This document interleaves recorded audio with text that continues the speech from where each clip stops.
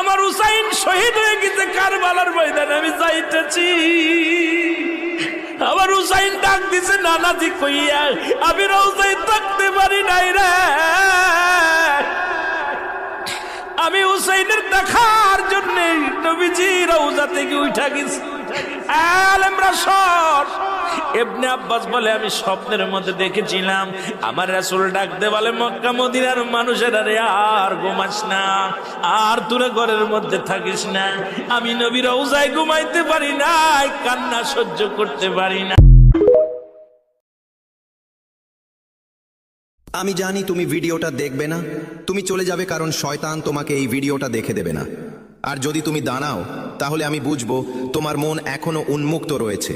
আমি মুসা তোমার জন্য একটি সংবাদ নিয়ে এসেছি, যা শোনা তোমার খুব দরকার। থামো আমার ছেলে মেয়েরা, স্ক্রোল করো না। হ্যাঁ তুমি, এই ভিডিওটি তোমার জন্যই। যদি তুমি এটি দেখছো তবে বুঝে নাও তুমি এখানে কোনো ভুল করে আসোনি। ঈশ্বর তোমাকে এখানে থামিয়েছেন কারণ আজ তোমার একটি বিশেষ বার্তা শোনা প্রয়োজন। অনেকেই এই ভিডিওটি দেখে এড়িয়ে চলে যাবে, কিন্তু তুমি রয়ে গেছো, আর এটাই সেই সংকেত। মহাবিশ্ব তোমাকে কিছু বলতে চাইছে। একটু শান্ত হয়ে শোনো।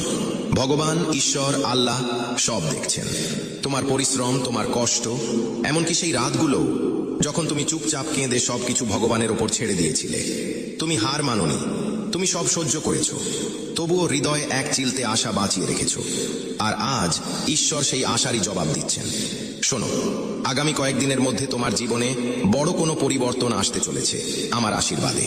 হয়তো হঠাৎ কোনো সুখবর আসবে, থেমে থাকা কাজগুলো ধীরে ধীরে সচল হতে শুরু করবে, আর্থিক উন্নতির পথও প্রশস্ত হবে, বাড়ির অশান্তি ও মানসিক চাপ কমবে, পরিবারে ভালোবাসা ও শান্তি বৃদ্ধি পাবে। এসব এক নিমেষে ঘটবে না, কিন্তু মহাবিশ্ব ইতিমধ্যেই তোমার জীবনে বরকতের দরজা খুলে দিয়েছেন। শুধু একটা কথা মনে রেখো, ভয় পেও না, সন্দেহ করো না, মহাবিশ্ব তোমার সাথে আছেন। আর যখন ভগবান পাশে থাকেন তখন পথ নিজে থেকেই তৈরি হয়ে যায়। তুমি একা নও, এই মুহূর্তেও মহাবিশ্বের দৃষ্টি তোমার উপর আছে। তিনি তোমাকে রক্ষা করছেন, তোমার ঘর ও পরিবারকে আগলে রাখছেন। যারা তোমার মন্দ চায় তাদের নেতিবাচকতা তোমার পর্যন্ত পৌঁছাতেও পারবে না, কারণ তুমি মহাবিশ্বের সুরক্ষায় আছো। তুমি যদি আমার এই আশীর্বাদ গ্রহণ করো তবে এখনই কমেন্টে আমি গ্রহণ করলাম, অথবা 5432 ভিডিওটা সেভ করো, শেয়ার করো, যাতে আমার শুভ শক্তি তোমার উপরে সক্রিয় হয়। ভালো থাকো, রহমত বরকত তোমার উপর বর্ষিত হোক।